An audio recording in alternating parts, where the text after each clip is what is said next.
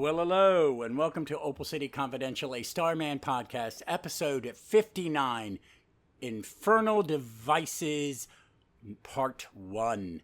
I'm excited to be doing this. We've been doing Jack's adventures in order as they are in the compendiums and the omnibuses, omnibuy, omniboo, omnibee. But I've skipped the Shade miniseries, which goes between 29 and 30, because I'm doing that with Dave. And life got crazy, and our schedules didn't line up on the day we decided. As you notice, there hasn't been a Starman podcast for about 3 weeks. Life gets in the way, but I'm trying to play catch up. So I'm going to start doing the Infernal Devices storyline. It's a 3-part story. And the Black Pirate story has come up, and I was excited. So this week we're going to cover episode issue 30, Infernal Devices Part 1, and the first appearance of the Black Pirate from Action Comics 23. So we're going to start with Starman 30. So let's get some of the pertinent data from Mike's Amazing World and the Fandom Wiki. I'm having to use both. This is Starman number 30, was cover dated May 1997. On sale date March 12th, 1997. A cover price of $2.25. I'd kill for a comic only costing $2.25.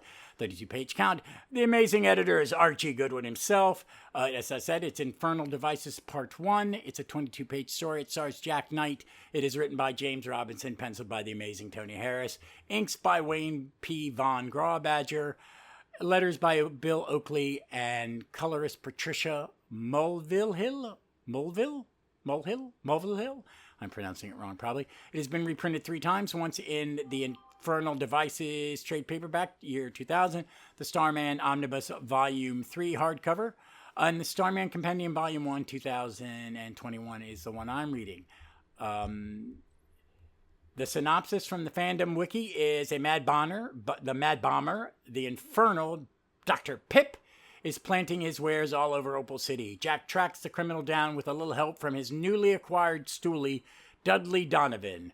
When Jack confronts Dr. Pip, he almost gets himself killed, but the heroic ghost of the Black Pirate saves him. Some of the characters in here are Jack Knight and the Black Pirate, who is a Golden Age character. He is... his real name was John Valor. Other alias Black Mask. His first appearance was in Action Comics 23, and his next appearance will be in Starman Volume 3.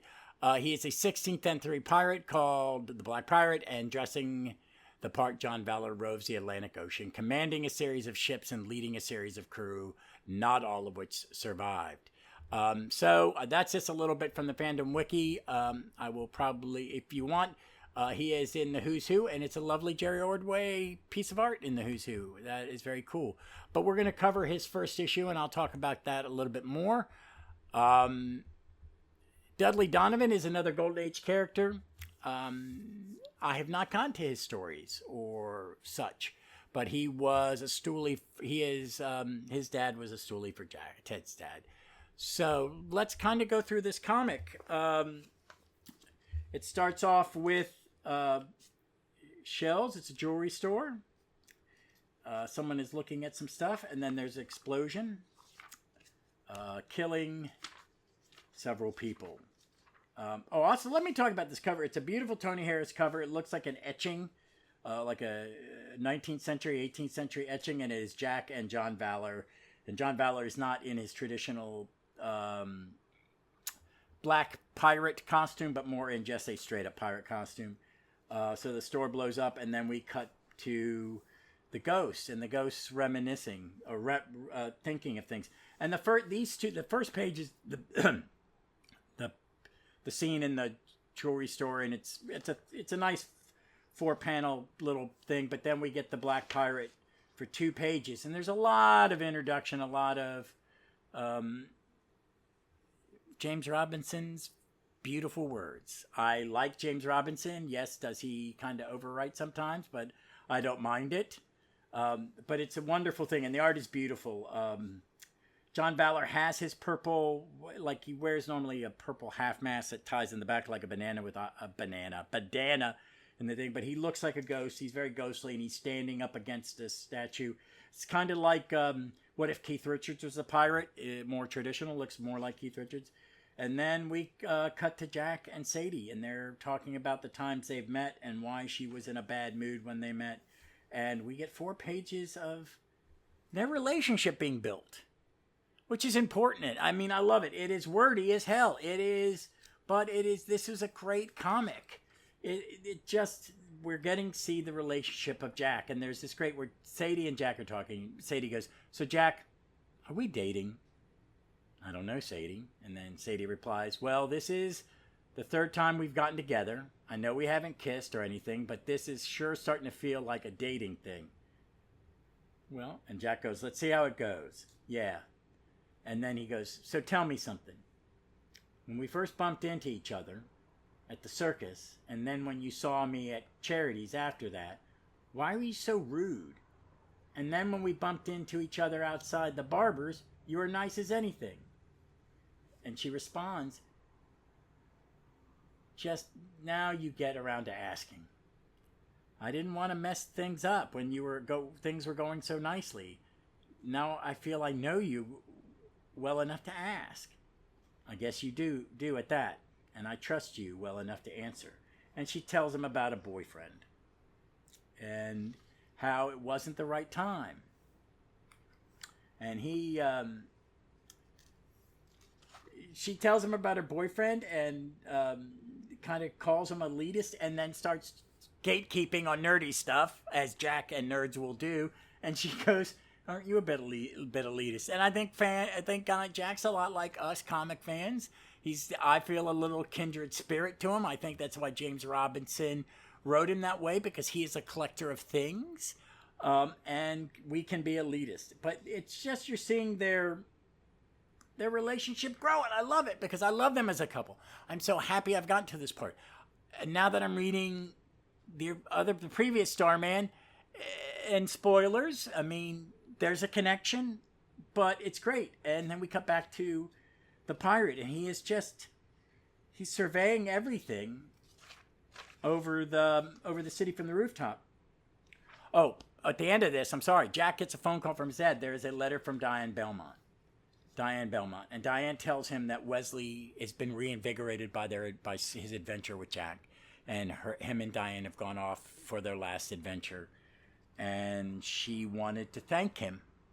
And it's all in, like, we're reading the letter. It's very text heavy, but it's just wonderful. They leave him money to rebuild his shop. It's just wonderful, and that will lead into JSA. And when we get to JSA, I think I'm going to be covering JSA, and I think the jumping off point for me to cover that series will be Jack's part in it. So I will be. I'm saying it now. When I get to that point in Starman, I will start covering the Justice Society of America, the late 1990s, early 2000s series as well. I don't know if it'll be just part of the Starman Opal City, or it will be its own little thing, but I have a feeling that by then I will be jonesing to talk about it. But we get to see their conversation and how they're talking about Mist, and they also talk about Pip because they know who he is. And there's some word on him from a Dudley Donovan. And Ted explains, "Listen, I got a call from a fellow named Dudley Donovan. I knew his grandfather back in the 40s. Despicable little fellow, and that trait has run down through the generations. The way Dudley sounded on the phone is anything to go by.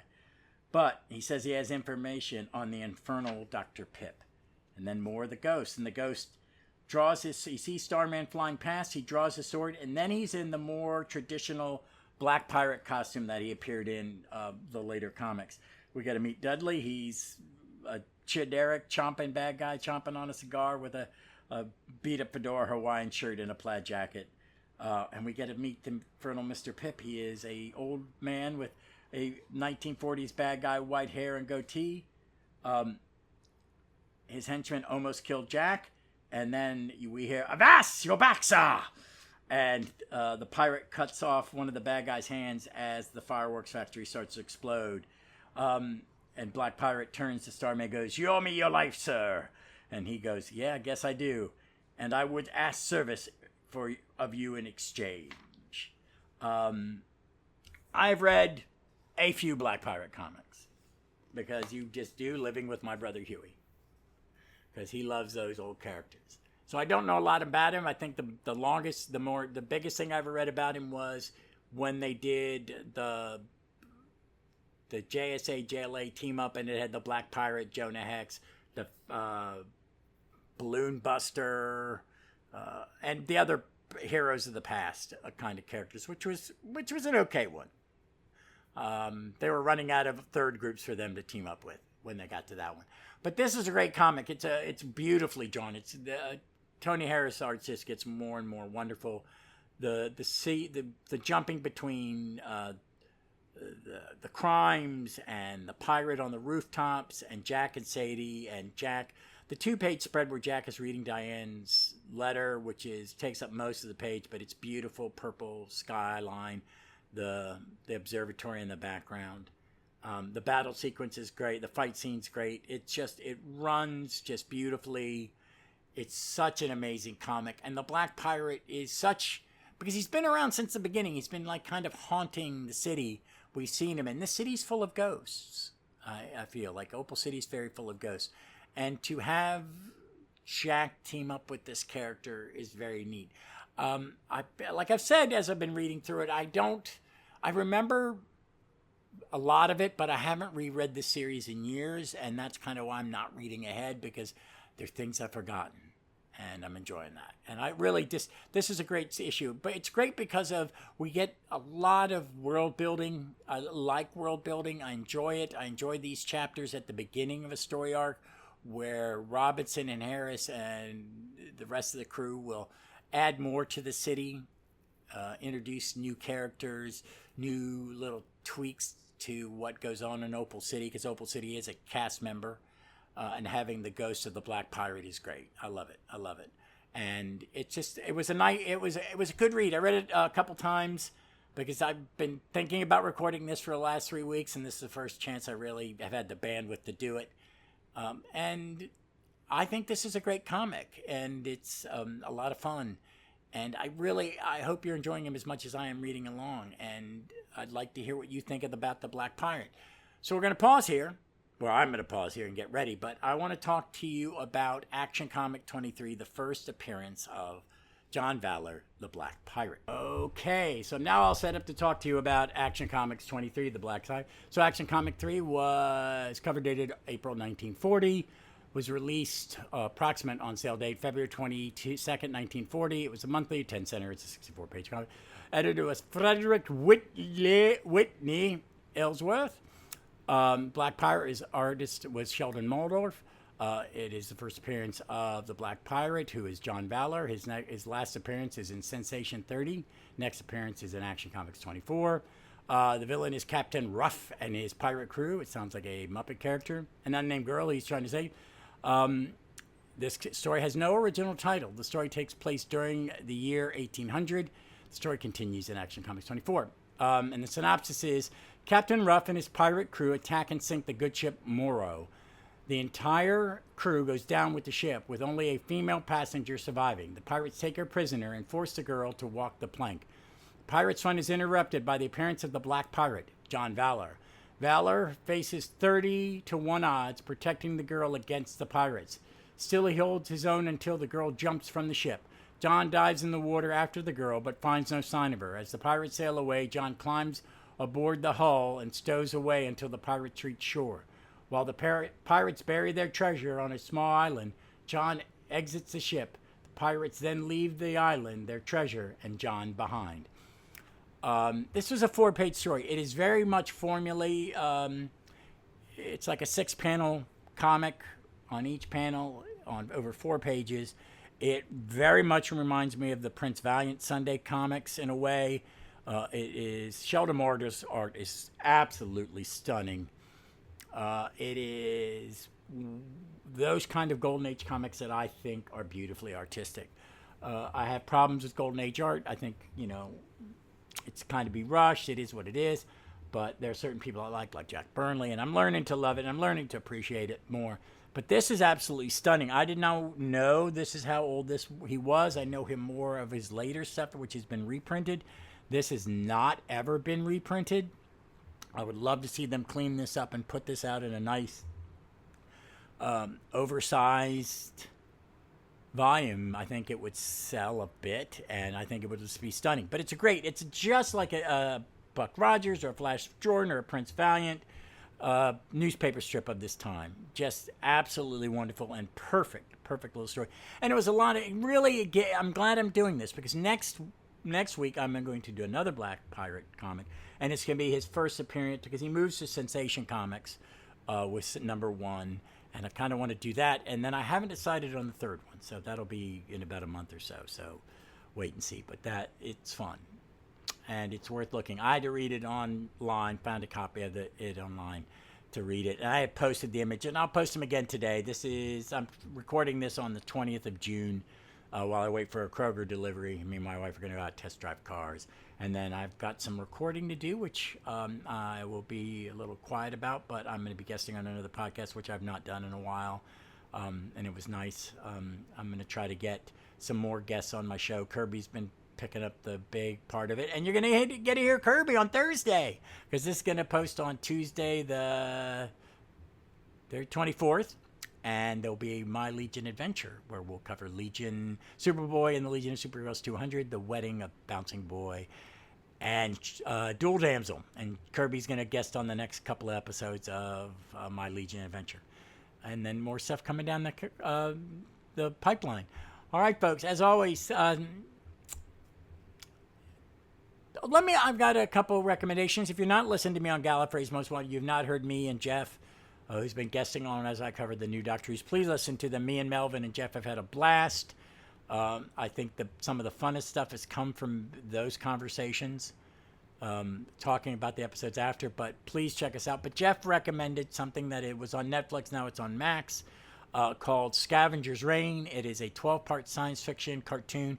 It is a fucking masterpiece. It is freaking amazing, and I recommend it to everybody. Watch it. Please go on Max and watch it. Tell your friends to watch it. Let the numbers get up. Let Max see that people are watching it, so they will get the people that did this animated show do another story. It is high-end science fiction. It is beautifully animated. It is a great script. It is great voice acting. It should be on the top of everybody's queue. Everybody's. All right? So that is my recommendation. I'm going to be doing Why Am I Buying So Omnibus episodes coming up this weekend or next weekend. So be out for that, because I bought a bunch and I need to stop because it's a bad habit. But I love them. So I've gotten somebody I want to talk to about them. And I want to jump into my Romnibus Volume 2, but I got to finish my Romnibus Volume 1. But other than that, let me let you go about your day. Be safe, be smart. Please be kind to one another. It's an election year all over the world. Just be kind to one another. And read some comics. Read some pirate comics.